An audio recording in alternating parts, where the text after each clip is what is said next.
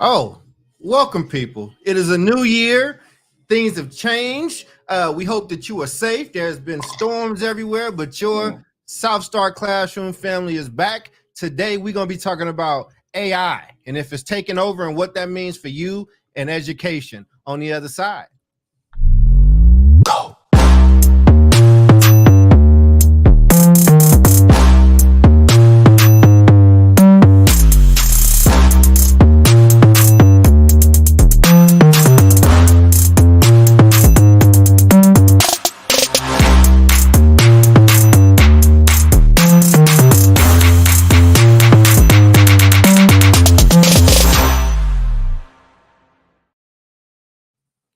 Oh, welcome back, everybody, to another episode, brand new year at the South Star Classroom. It's a new face. She was my guest last week, and I think she was a guest beforehand, and we gave her an open invitation, but she is with us, and you will be hearing more from her. We got David, who is chilling with Thanos today in outer space. We glad to have him. And, somehow, some way, Omar's hair just continues to get blacker and blacker. Our resident supermodel, our amazing school leader, Omar. Real quick, people, we're going to check in starting to my bottom left because we got manners in here.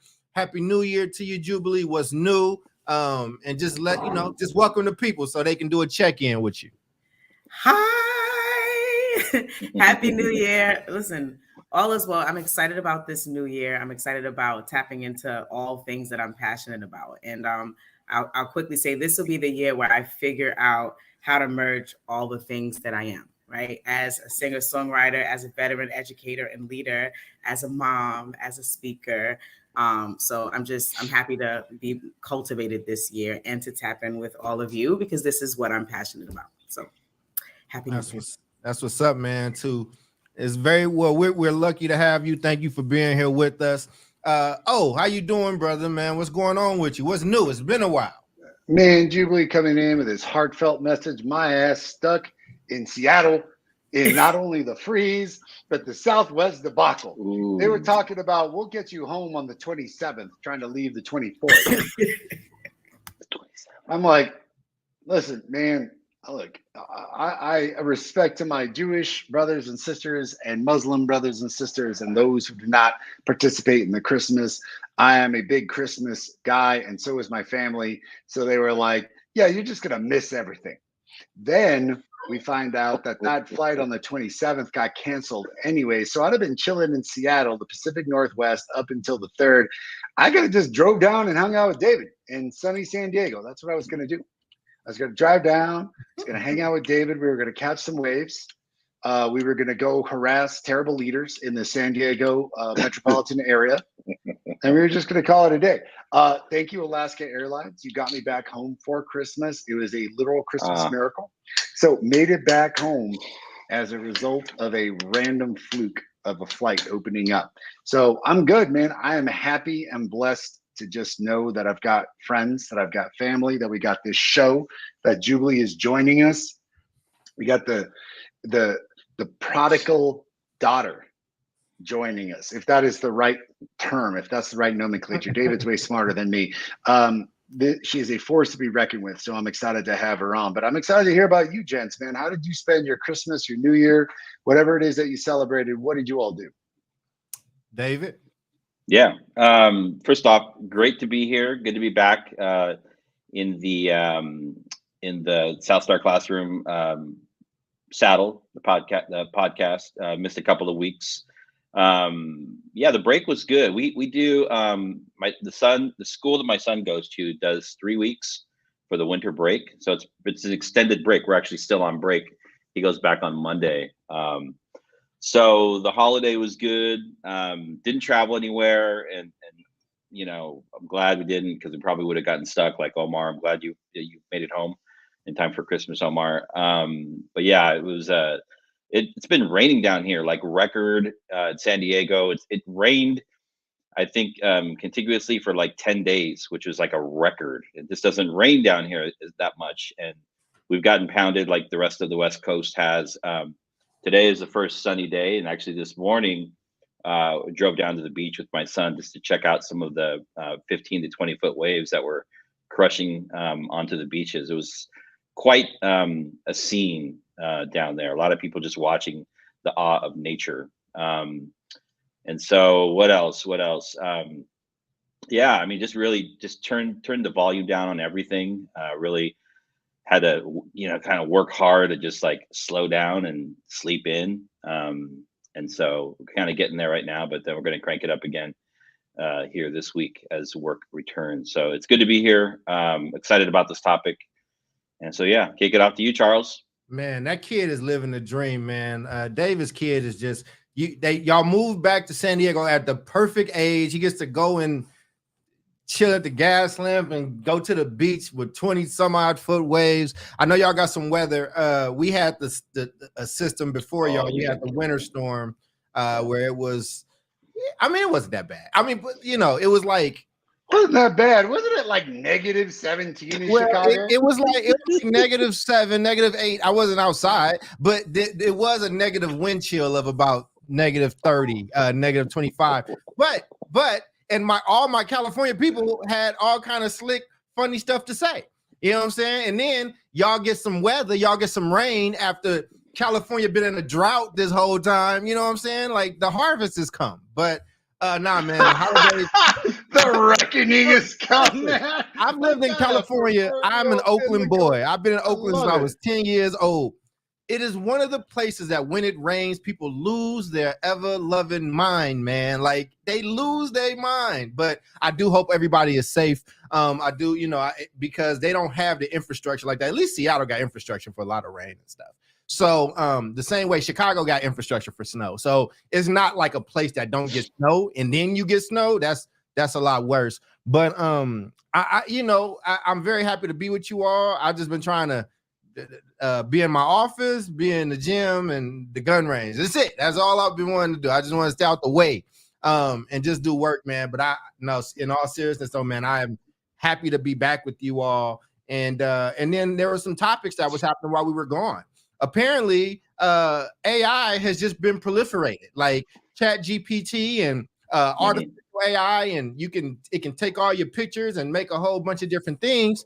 And so, David, this is something that you dropped in our group text around AI. So the question, I want to throw it to you to introduce this topic, man. What are we talking about, brother? And Okay, let's do it. So what we're going to be talking about today is the kind of the current manifestation of what is known as artificial intelligence. And we may end up focusing in and around a new technology that's just opened up called it's the chat, the OpenAI chat tool, which is very interesting.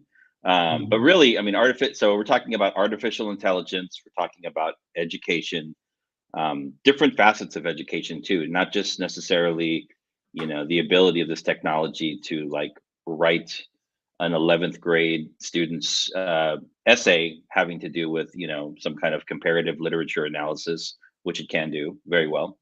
But I think that the broader issue around artificial intelligence, just to give our listeners, and so we can all kind of be on the same baseline, is probably like sometime around the 1950s is when the actual term artificial intelligence came into being, mainly around events that were centered around Dartmouth College on the East Coast, where it was like formally coined as a thing, and even at that time, mainly centered around the creation of like robotics, right? Robots. We're talking about different kind of, not robots today, but we're talking about bots, which are automated. It's an automated function. But even going back before that, I did a little bit of history digging, and you can actually find the origins of artificial intelligence going back to the classical philosophers age. Certain philosophers that were attempting to describe the way that the human brain thinks and processes information using a system of visual symbols. right? So it's not necessarily a new thing, but it's kind of come to the forefront in this last couple of months with the the opening of some of these free tools, which has people kind of caught up in different feelings, right? So essentially, it's a disruption. A good disruption, the bad disruption is disruption all the same. We talk about Mhm. disruption in education. And so that's in general what it is. We talked about this in like November and December, kind of going back about doing a show on the subject. And it's really interesting. I first started thinking about it from the perspective of being a student when I was like in high school. You know, I used to love Cliff Notes. They were my friend. Cliff Notes were like little books you could get, and they would like help Love you. Cliff Notes. Yeah, exactly. It's like you'd have to go to the bookstore and get them, right? And so now you have this technology where you can like plug in to this database, and it just pulls from this crazy, huge, wide source of information to provide you with any kind of like information that you want in whatever form you want it in. And so, you know, I was thinking, okay, what it's the essay writing thing is kind of easy. You can have it write an essay on a particular subject. Um, I was in there like asking it to write lesson plans for me from the perspective of a teacher. And it was like creating lesson plans for me that were like pretty spot on. Like, okay, this might be a good starting point for teachers, right? Um, uh, Actually having it write a charter school petition, right? It was like struggling through that, right? Just so many different possibilities. Had the open chat AI tool write, provide us as a podcast that focuses on education issues, mainly focusing on Black and Brown children, about developing a business plan. And so it kicked out kind of a business plan for us. So it's pretty wild. I'll leave it there. I think there are a lot of possibilities with this technology, but there also are a lot of like risks and unknowns. So maybe we'll stop there. We've got some comments coming in. Thank you if you're joining us on whatever platform you are. And I I'm don't going know. to kick it I off. don't know what the Day of Los Rios is. What is that? Where were we at? Dia de los Reyes. Yeah, Reyes. yep, it's the Day of the Three Kings, which is today. And so it's a holiday that is celebrated, I know, in Mexico and other parts of Latin America, right? So there we go. Okay, so just initial thoughts on what your take is on this new technology from whatever perspective you have. I mean, this technology used to exist in servers, maybe scrolls, and then servers in universities and private companies, and now it's like accessible to everyone. So yeah, see who'd like to take the first. We have an esteemed first guest. We're not gonna keep doing this. It's like, you know how you visit somebody's house once and they Yeah. get all your drinks and stuff for you, and then Yeah, the next man. time you come, Yeah, man. it's like Yeah, the man. refrigerator over there. Yeah, man. Hey, man, come on over, man. Grab yourself a kombucha. So Jared Julie, this is Leto the made last it. time we getting your drink from the back. Okay, all right. Why don't you kick us off with what are your thoughts though? Like, how you feeling about the AI in general? Thank you, God, for yet another push that will get us to think and rethink and reimagine what education needs to look like. Woo. We are so far behind because I think we have missed so many opportunities to do this prior to moments like this. COVID came and was like, oh, snap, online teaching? What? I need to invest in a smart board? No more chalkboard? What's happening? Life is crumbling. And it's just like, yeah, there's no more normal. We're not going back to it. So much has changed, yet so much looks the same in the classroom. And I think that AI and anything else that's going to come, because there'll be other things that will come to challenge our thinking and the structure that we currently have in our school systems, right? Those things are going to come to, they come to push us, right? They come to push us, and they come to make us have these conversations about how learning can be cultivated, right? So that's my initial thought. I'm grateful for it. And listening to the podcast that you all shared, the mom was speaking and she was talking about getting to a place where her son is not hiding, the use of AI, right? We need to bring this stuff out in the open and have conversation about how it can help. And to where it could be a con, have conversations about how to navigate that. I think at best right now, it's a baseline for knowledge, for the expression of knowledge. But there's just some things that a robot, or AI, or anything cannot replace that exist in us as human beings. And lastly, I'll say the I think the hallmark of knowledge is to be able to express it in multiple ways.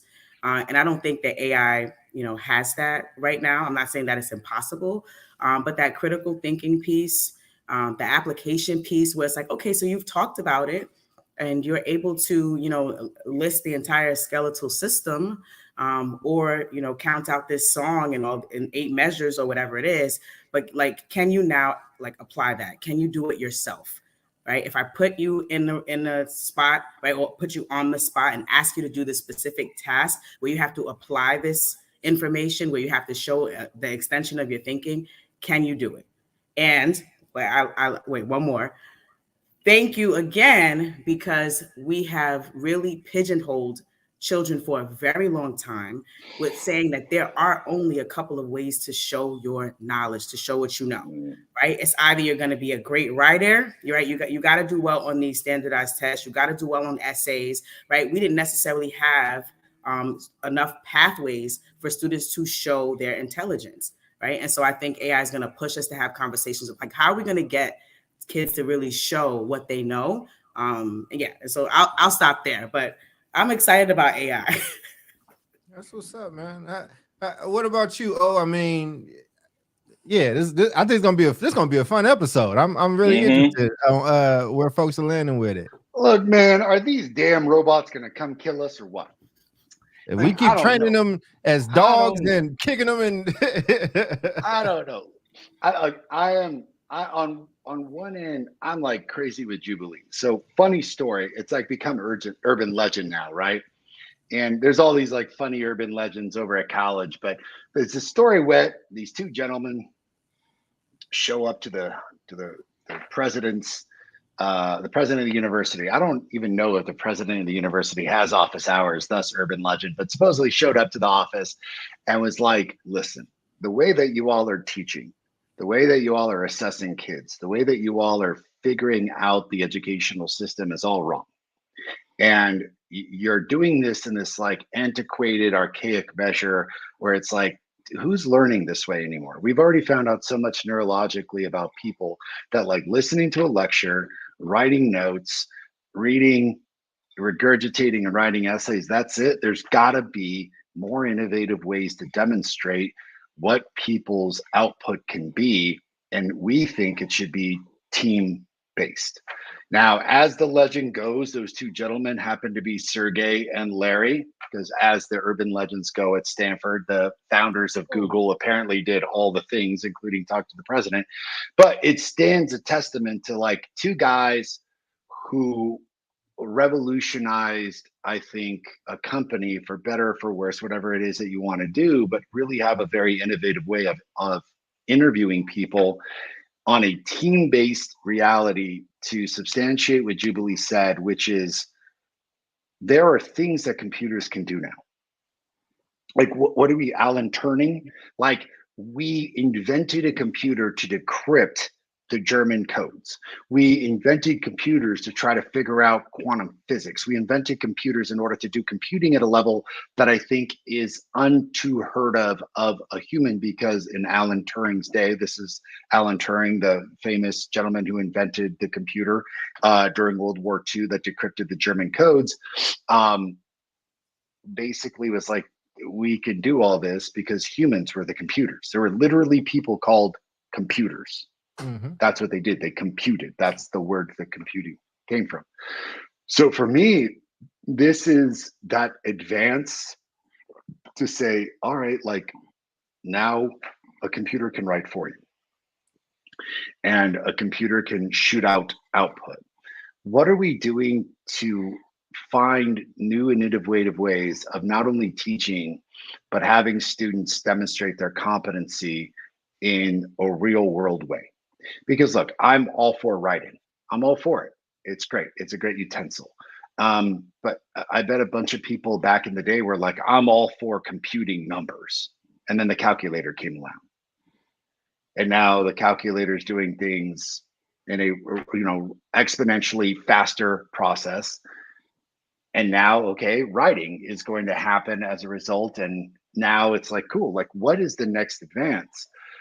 I think educators are going crazy. They're like, it's done. The essay's done. Kids are going to do this. It's all over. What are we going to do with ourselves? And I'm like, I'm with Julie. I'm like, what the hell have you been doing for the last 50 years? Because like, if this is the only way that you've been assessing children, holy crap, man. Like, listen, I'm going to call Michael J. Fox, take that time machine back to 1955 and start setting the thing straight.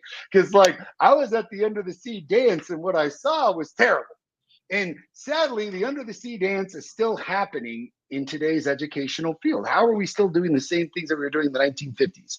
So to Jubilee's point, I'm like, yep, here's my worry is that like, sadly, I am amongst a group of 4 people that are intellectual innovators in the educational space. By the way, just a plug to all of our listeners, South Star Classroom is working on a book. Ladies and gentlemen, we are on it. I am literally filling out the chapters as we speak, and you will see a book coming out from the South Star Classroom that is going to blow your minds probably by the end of the year, all with highly innovative practices. But my point being, are educators truly that innovative?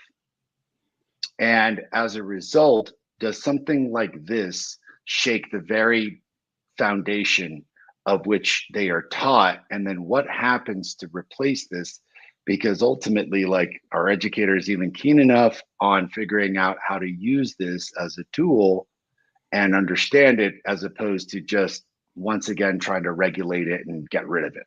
So listen, man, on one end, I think this is a great disruption. On the other end, Doc, I'm worried that the computers are coming for me, man. Oh, they coming. These damn computers gonna come like Terminator 2 and find me out and be like, you're one of those Arab Mexicans. We're gonna take you out, man. You're thinking too much. You gotta stop thinking. Yeah. Yeah, they're definitely coming for our racially ambiguous friend in the top left corner, man. It's like whatever we need, wherever, it's fine. They're coming. Like, we don't know what you are. Right. I mean, here's the thing though, man, right? Like, this is why it's so funny. Like, I know people are concerned about cheating and things like that. Guess what? Cheating's been happening. Every time, like, the world is evolving. It's just like I remember when calculators, scientific calculators, graphic calculators were controversial when I was a student, right? Around should they be able to use calculators or not, right? And then eventually everybody uses calculators. Or Spark, like Cliff Notes was considered cheating, and then your generation and I was at the end of Cliff Notes, which I still love, couldn't afford those, would go to the bookstore, read it, take notes. But then the internet came out and Spark Notes was free, and Spark Notes was the Cliff Notes version online. And guess what? If you're in college or a college professor, they run papers through Blackboard or whatever AI they have to make sure that it's not plagiarized yet, right? Like, so I mean, this thing it's been here. You just now have access to it. I mean, we'd be remiss, right? I mean, I want to have a conversation about it because it's like a tool, and you can use tools well and you can use them poorly. But right now, I mean, this thing right here is essentially used to cost 5 figures. It is like to control studios and everything that we're doing here. Like, we are running a show on our computers with just what was on our computer. We don't even have any kind of special like technology. Before, this used to be like $50,000, you know what I'm saying? $60,000 to go live and have like a network. The point is that we tend to always be behind. Education is notorious for being decades behind the curve on certain things and playing catch up.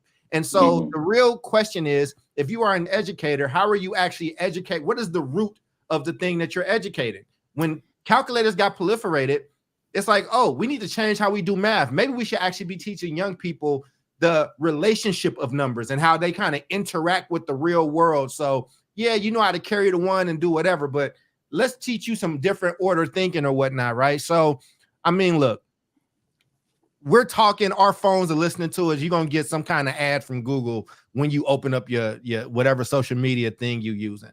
But I don't want to dismiss anybody's worry, because this is some scary stuff. Like, I think it can be a very scary thing, because in the beginning, things mess up. Things, you know what I mean? I'm a black dude. I put my hands under the thing to wash my hands. It don't recognize black skin all the time. So I just be trying to, ain't no water coming out. I got to flip it to the white side because the AI is not recognizing, black skin just yet, right? Or the cars that are self-driving are having issues identifying darker people, like, and then they work on it and they fix it. So I think we should continue to have this conversation. I think it is now ChatGPT and some of these other things. I mean, they fun little party tricks, man. Like, they doing some incredible kind of amazing things. I think that they're probably going to build in some kind of back end so people can identify when that is happening. I mean, deep fake stuff. If I can take, I can take, David's face right now and put him in whatever, like I think that's an issue. And I think that they're finding ways to make that, where you can kind of recognize that and tell a little bit more. But Jubilee mentioned this earlier. You have to teach your kids and our communities and the adults, actually, we have to reteach everybody how to critically think, how to interrogate resources that we look at, how to not just take things and run with it. And then listen, we all look at numbers. David, you and I look at literacy numbers just because we're weird like this, right? It ain't like all our kids are on reading level right now. So the point is like, I mean, are you going to let educators, are we going to let AI come in and start doing the job that we haven't been able to do very, very well? And I'll just say this, I don't want to make it political. I want to actually have fun in this episode, but usually when things like this happen, or if somebody takes a backside or whatever, or like gets the brunt of it, it tends to be people that look like the people that's on this podcast and people that ain't got a lot of money. So to the people that watch our show, the people that care about, the things that we care about, we would say, keep your eyes on it, but you need to be making sure your kids' relationship with education and they schools and they teachers is where you need it to be, because AI ain't your biggest problem. Your biggest problem has been happening over and over and over. Yeah. And the world is going to keep moving. Now we should go ahead, have your free fall, man. Go ahead, David. Yeah. So yeah, I think just in general, like backing up even before we talk about AI, I mean, well, there are other actual AI technologies that have been in education. We just didn't call it AI at the time, but this is a new technology. It's out there, it's free, it's accessible.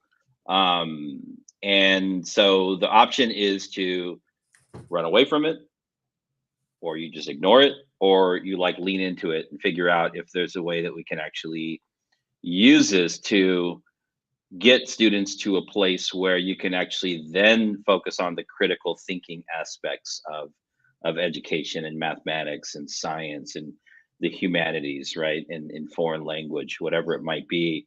So can we use AI, this technology, to kind of level the playing field for our young people? Like that's a really good question that we should be asking right now. But the general question around technology takes me back to, this is probably like, I've talked about this before on the show, but it's very similar.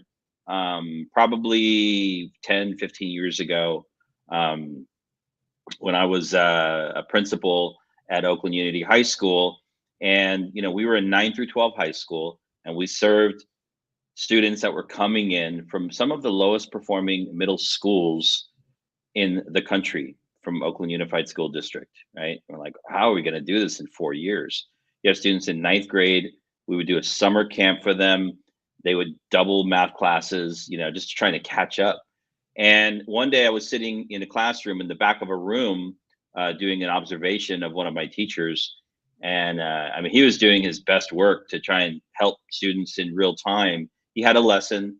Students weren't able to access the core of the lesson because there was just a lack of understanding of fundamentals of mathematics. He was teaching algebra, and these kids are getting tripped up on addition and subtraction. So he's having to stop and go back. And so I started tallying, and I said, okay, you had a lesson that lasted 30 minutes. You've got 20 students in your class. You spent half of your time helping 5 students, and the other students just like didn't get any like support. So he was spending most of his human time trying to connect and help students in a full class setting. And I'm like, this is not efficient. You're going to burn yourself out. Certain kids aren't getting what they need. And even the kids that needed the help, I don't think they're getting what they need, because you're like teaching a lesson, right, to the whole class. And then we started researching, and we found the Khan Academy, which is kind of an AI-like platform for math. And we brought it in, and I said, I think this technology can help do some of that personalization that technology is good at, so students can get their individualized help in this platform. We can track their progress, and then class will be more productive for everybody. And students that need specific individualized attention and instruction will get it. And it worked. I've talked about it on the show. Our math scores went up astronomically, because we leveraged technology for something good, to help students and to help educators. And so I think the possibilities with this this new technology is still there. And so I would just implore people to like look into it, lean into it. There are some other possibilities that we haven't talked about yet. And I don't really know what this would look like, but it's ideally we all want to go in and see a doctor in person, right? Well, most of us. Sometimes I don't like going in there, but now we've gotten used to kind of like telehealth, right? Which it's easier to get an appointment. And so you can think about things like in education, like what are the possibilities around AI with things like coaching for teachers, coaching for principals, mental health supports for students, so they could access kind of on demand, basic level, tier 1 level supports across the board, right? Before you then move into that next level where you might need to speak with an actual human, right? So thinking about like the RTI model and how it functions, like, is there a world where we can set up basic early entry like supports and interventions for young people and adults in schools that need on-demand support? I think that's an interesting one for me. So I'll leave that there. I think, and I want to pitch this to everybody in the group. So my graduate school of education teacher, I got to hop on over to the graduate school of education, take a couple courses. The way she started all of her classes was to ask a very simple question that has a plethora, if you will, of dissonance, cognitive dissonance. Simple question: what is the purpose of education? And I want to pitch that to you three, because ultimately, like, I want to hear those answers, but ultimately we're going to have 3 totally separate answers, 4 separate answers. And I think this AI brings up this whole speculation. This kind of jumps on a bit of what Jubilee's saying. So I want to pitch it to her, which is like, what's the point of education? What are we doing here?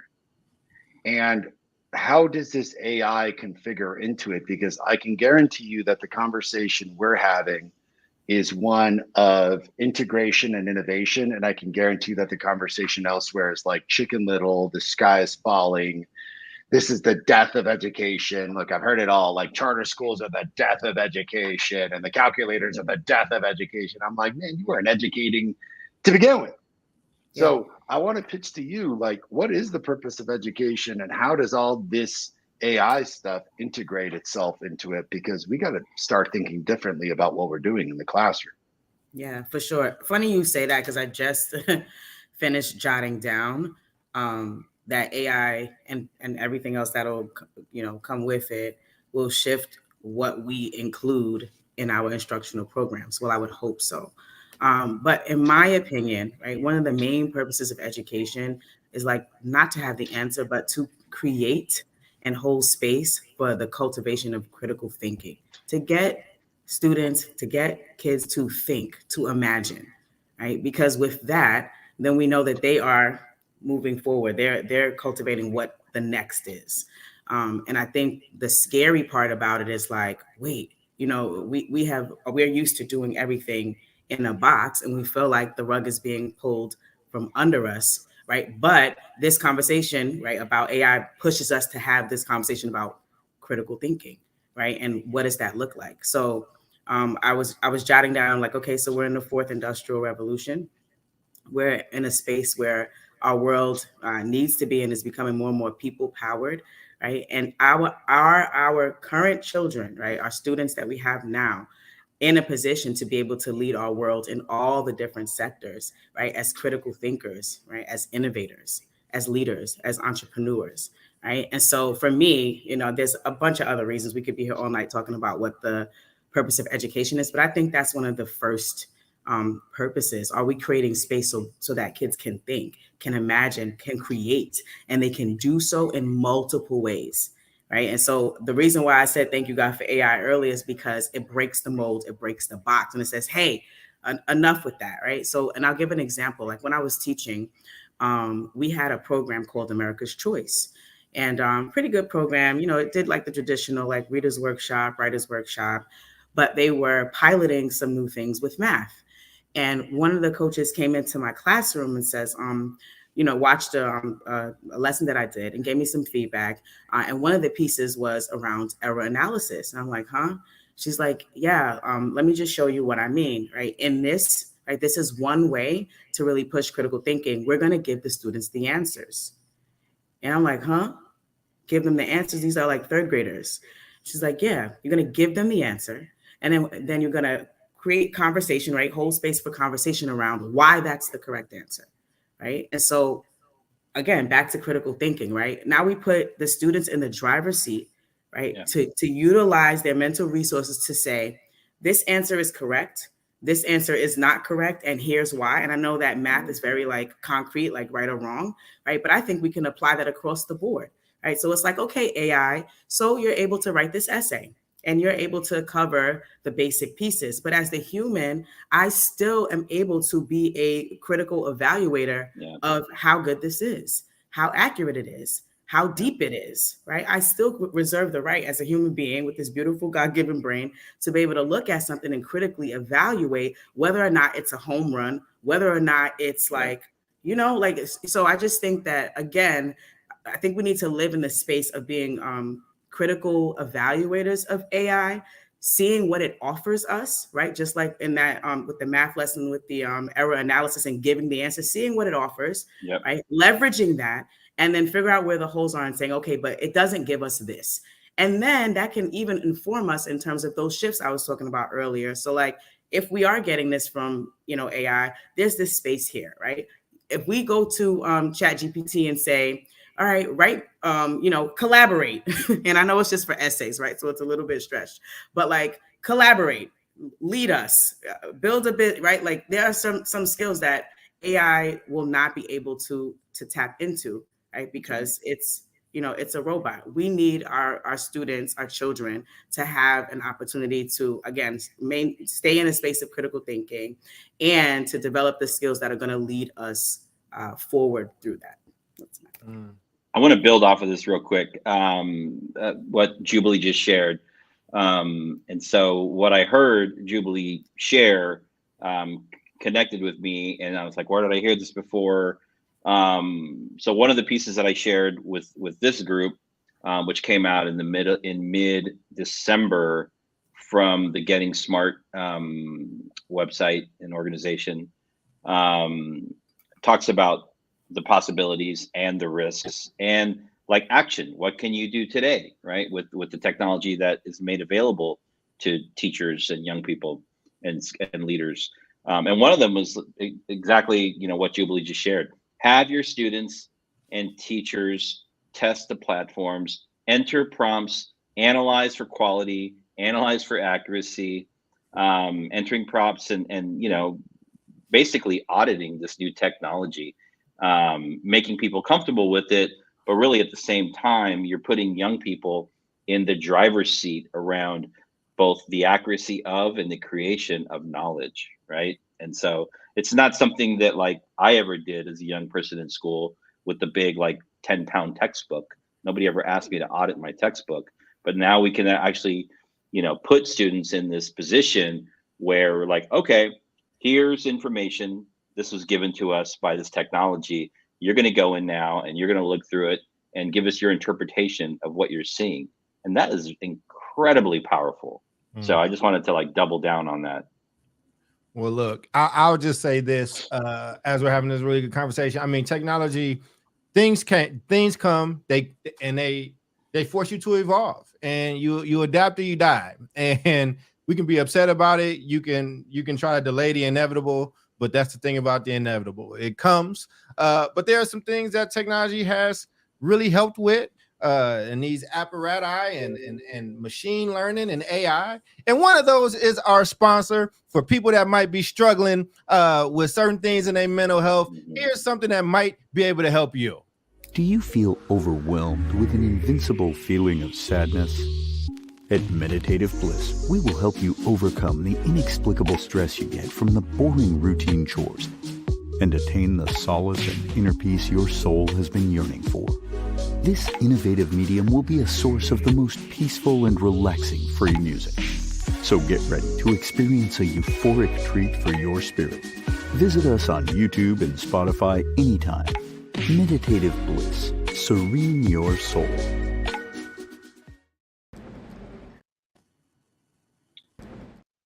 Which is one more. Okay, got one more. What's up, everybody? This is Charles. I'm excited. Today is the day. The book is out. It is out. The Agentic Black Parent ebook. It's 100% free. 100% could have helped me a whole bunch of my parents. The link is below, but if you don't see it, just go to charlescoder3rd.com and download that thing. If it helps you and you like it, share it with somebody. All right, man. Y'all have a blessed day. One. So, I mean, ironically, not so ironic, right? Is that like technology sometimes helps fill in those gaps of what people don't have and do have, right? So there's a time my grandmother, my parents probably didn't, there was no YouTube. There was nothing that could have talked to them about meditation or things around mental health or whatever the case is, or even the book that I did around agency for parents, right? That is almost like, almost in the sense of like, not AI, but just a technology that is allowing them to kind of decipher and decode, things that the gatekeepers kind of used to be able to have. Like I said, listen, you can make anything the boogeyman. We can make these new changes to boogeyman, new policies, whatever the case is, you know what I mean? But at the end of the day, have you even been getting what you deserve? Like, like I don't want my people to take on an enemy that ain't even necessarily theirs when they can be some of the first people inside of it. And the people that show up first, man, sometimes get to make that thing work for them. I just think in this conversation, I get it. I mean, some of the things that ChatGPT has done, it has been like, I mean, those party tricks are incredible. Like, I know you put the thing up, David, about write me a Seinfeld script, right? It's like, okay, cool.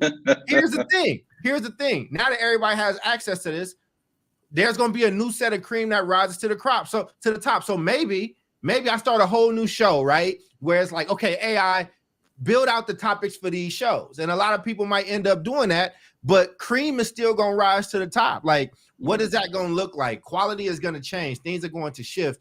And you just living in history, man. I don't know. I always feel like I'm Debbie Downer in some of these conversations.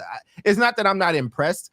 I just see us freak out about things, and then there's other real things that are happening. So Jubilee, maybe unfortunately for you, like you got 3 poli-sci nerds that we didn't realize till we all started doing a show together. But there's another monumental thing that's happening right now. Like, if we talk about AI, right? Like, we've never had a situation in 100 years where even in the most divided houses, like they can't come up with a speaker of the house. Like my point is that when you talk about the things to worry about, like things that keep us vulnerable, like us not having a speaker of the house and doing this on a global stage is not a good sign for national security for all my people that are national security people, left or right. Or the fact that groceries are rising to a level that a lot of people are like looking and being like, wait a second, this is my bill that used to be $45, $50 to feed my family for a week is now $125 and I ain't got it. So I just think that there are real conversations to have. and this is one of them. But where does this actually fit in with the things that matter to you and your household? So I just didn't want to ignore those things, because I'm watching. I haven't watched CNN like, or any of these like political stations in a long time, like excited, and I'm just like, I am watching this count. I am going to see if these rebels are going, oh, they went up to 20, not 19 anymore. So I'll throw it to the rest of the group there, man. Yeah. Yeah, I mean, I think technology just in general is telling us things that, you know, technology and data are telling us that we are living through a period of intense climate change, right? We talked about it at the beginning of this show. Right. Hey, there's more tornadoes and there's more hurricanes, and you know, we've got these things called bomb cyclones or whatever they're called. I mean, I've never heard of that. It's crazy, but we kind of ignore the technology. And then, you know, what you're referring to, Charles, like this debacle in DC around the selection of a so-called speaker. I'm like, we probably could have had some kind of AI bot solve this problem in like 10 seconds. But here we are on 3 days of voting, you know, and if you know, if these people want to, like, you know, build a fire using rocks and sticks, that's what they're doing. Yeah, that's pretty important. It's interesting to watch it, given what we know and given the technology that these people and individuals are going through this very painful process, which is totally unnecessary. Yeah, it's got me thinking about like our data points. Like, what are we really using? Because as you're talking about what's happening in terms of like identifying a Speaker of the House, it's like, what's going on with these people? Like, what are the skill sets that they are lacking, right, to be able to come to consensus like on this issue?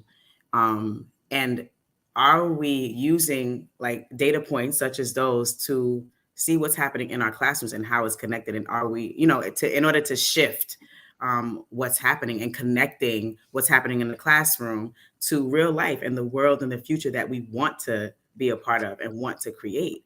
So it's like, when I think about Common Core got rolled out right after this really in-depth study. We're going to go across the world and see what's happening in other countries, right? And it's like, damn, like, you know, America, we are not in first place by any means. And they were using the data points from college, right? Like that one of the data points was from freshmen coming into college, right? Wow, they need so much remediation. So we need to do some backwards planning, and we need to change and make everything more rigorous. And it's like, could it be that we needed a data point from real life, like real professions, like real people who are like in these fields, what they are able to do, what they are not really able to do, and then use that as feedback and a data point to inform our instructional programs and like curriculum? Like, is anything that we are doing, right, connected to or reflecting the world that we want to create? And again, I'm going back to my point about critical thinking, because I think more than AI or any of these systems, that the purpose of them really, I think, no, let me not say the purpose of them. I think the real boogeyman or the monster is the attack on critical thinking. Like, I think that's what's being attacked. Because if we have people, right, that are able to critically think, and then we somehow get the skill sets in there around being able to collaborate, being an empathetic human being, right? Like we talked about in the episode about SEL, like if we're able to figure out what these skills are, then we could be in schools cultivating this and creating space for these kinds of human beings to exist. And then perhaps, and I know it's not it's not an exact science and it's not going to happen right away, but perhaps in 10 years, 20 years, we would see the result of that in picking a House Speaker, right? Or in the House and the Senate, or who's the president of the United States, or the CEOs of these corporations. Right? So, man. So Jubilee, as we segue into final thoughts and all that, I want to check in with you. You know, now you just with the guys. You are no longer a guest here. Did we make you feel comfortable? You good? Yes, I feel at home. It's giving cozy. You know what I mean? Well, next time we ain't calling on you as much. You're gonna have to jump in that thing, okay? You're gonna have to get in there. Now, don't get mad if I come in with a microphone and like, hey, you know, it could happen. I mean, as long as it go with the show, it's fine with us. But it's all good. But and we want you to have a microphone. It's all good. Everybody should be using their microphones. But I would just say, let's go on to final thoughts. I thought this was a really interesting topic. Julie, we will let you kick us off, and then we'll go to you next, Omar, just around this topic, and put that stamp on it. Yeah, just explore. Like, let's keep exploring and having these conversations. We need to have conversations about the things that are happening in the real world that are impacting, education. We don't need to run from it. We need to look at it head on and just evaluate. Still reserve the right to be critical evaluators of anything that comes across our desk that challenges our thinking and the way that we educate students. I think that AI, of course, it has pros and cons. I think that we are able to identify the pros and leverage them. And I think that there are ways for us to plan around the cons and utilize what we learned from the cons, right, to push us and shift us into answering Omar's earlier question. What's the purpose of education? What are we really teaching? If AI is doing this, do we really need to be teaching this? What else can we be focusing on so that our classrooms are mirroring our expectations for the world that we want to create?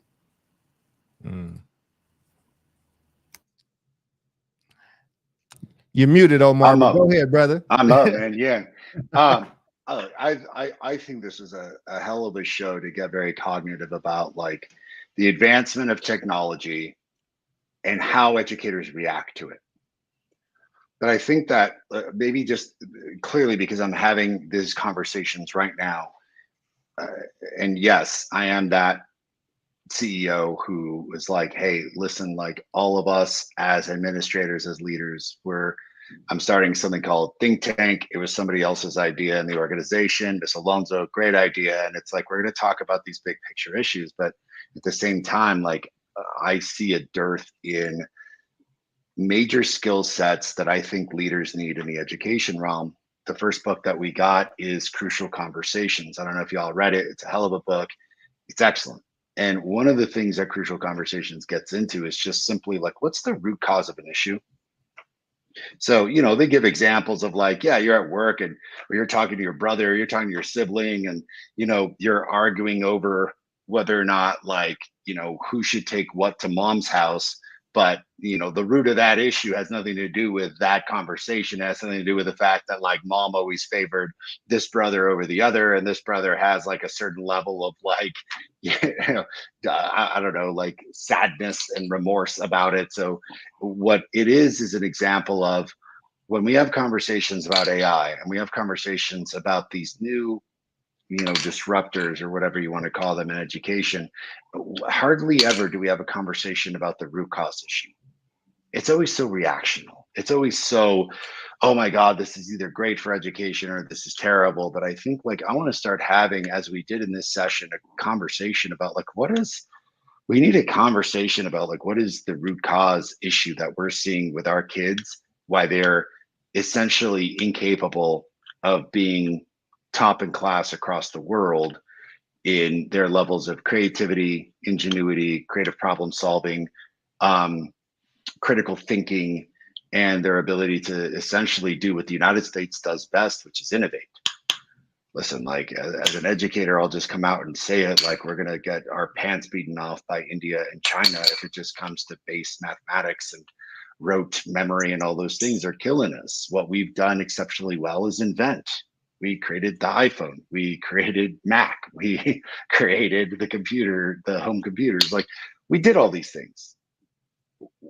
Why are we not pushing into that? And I think it's going to be an interesting conversation as we move forward into 2023, especially for our audience. It's like, we need to have a conversation about what education should be and what its purpose should be. That's radically different than its purpose in the 1900s, because we're still having that conversation about this is what education is. And it's so antiquated because the root cause issue is that education, is the way it was created, is still living in the 20th century.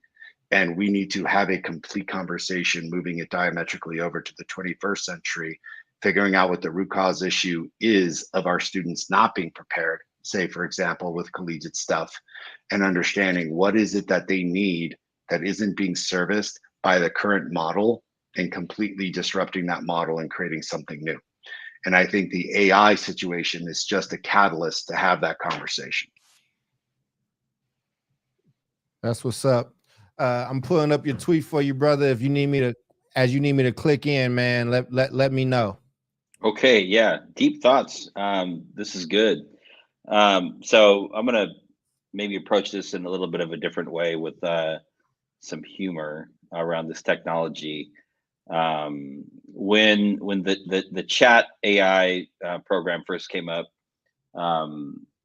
people were playing around with it and asked the chat bot to write a Seinfeld scene about school choice. And if you can click on that, Charles, it's like pretty much spot on. Like it just pulls on like, all this background knowledge, and it sets up the different characters from Seinfeld having a very Seinfeldish conversation about what school choice is. With Jerry and George, and eventually Kramer steps in. And it's freaking hilarious. I mean, if you ask me, where Jerry, like in so many other situations, just can't wrap his head around, like, why can't I just send my kid to the school down the street? And they're like, well, it's not like that anymore, Jerry. And so, so I just wanted to put that out there. Those are my closing thoughts. I just think this tool, at so many different levels, can be used to better ourselves. It can be used in different artistic ways. I think this is a good example of AI being used to advance art and humor and comedy, but also addressing real world issues like school choice, right, which is a real thing. So I'm excited about it. We'll keep tracking it and see where it goes. I don't think it changes any of the issues that we talk about on this podcast, and that we all understand around the basic fundamentals of education and literacy for our children, feeling safe in our schools, families feeling welcomed in our schools. Doesn't change any of those things. But I do think there's an opportunity here to think differently and embrace the technology to advance education for all children, to a point where we can actually get to the things that we're talking about, like critical thinking, and actually advancing opportunities for our young people to work together, to collaborate, to really unleash the power of our communities that have been marginalized for so long. Right, so that's like my hope for it. So I'll leave it there. Well, look, man, I think that you all covered a lot around the AI. I'll just say this. I think it's an interesting topic. I think there's a lot of things that can kind of be that we need to probably be focusing on. You mentioned the weather joint. You mentioned all these other things. I would just say this. When I was a kid, I remember there was a thing if you were a child star. Like if you were like, Todd Bridges, or like any child star that grew up to be an adult that didn't have a drug problem or didn't hurt themselves, it was like, man, this is crazy. Like Drew Barrymore, you came through this struggle. You are here. Here's a TV show because we happy that you still with us. Here's the thing. You live in a day and age where every single person is now a child star. Every single person. Our brains have been rewired. They have been rewired. There's been access to everything. There's no gatekeeper. There's nothing there between your child as young as 10 years old all the way to people that's 60, 70 years old that's now living in this new reality. And it's shaping the way that we think. So AI may fall into this bucket, but there's a larger trough of a sea that I think we need to deal with. Is what are the things that we value now in this data rich, info heavy, misinformed, no fact checking day and age that we live in, that's having deep connected issues and changes and challenges to how we even process information. You know what I mean? So AI falls in there somewhere. Go ahead, David. We can bring it back in, David. AI falls in there somewhere, but I think that AI is a microcosm of a larger set of issues. And there is a show, right? There are two shows that I just want to point to as I close out to just talk about that shows the absurdity of where we are. House of Cards and Black Mirror. Aside from Kevin Spacey's issues, my favorites. House of Cards was already going to end, and you know why? They said because real life is way crazier than the script that we can come up with. Black Mirror is like this generation's version of the Twilight Zone. And Black Mirror, when they didn't produce another full season, and they asked the showrunner and like, yo, what's going? Like, you have this popular show, Netflix is giving you carte blanche. He said, what else can we write? Like, we're living in this Black Mirror world today. That should be scarier than everything in my mind. And we have to combat that. We might not have been the people that has started it, but you are living it and you're responsible for what happens with it because you're going to be the one that's affected. With that being said, that's Jubilee. That's Omar. That's David. I am Charles. And we will see you all next week. Same bat time, same bat station. Peace out.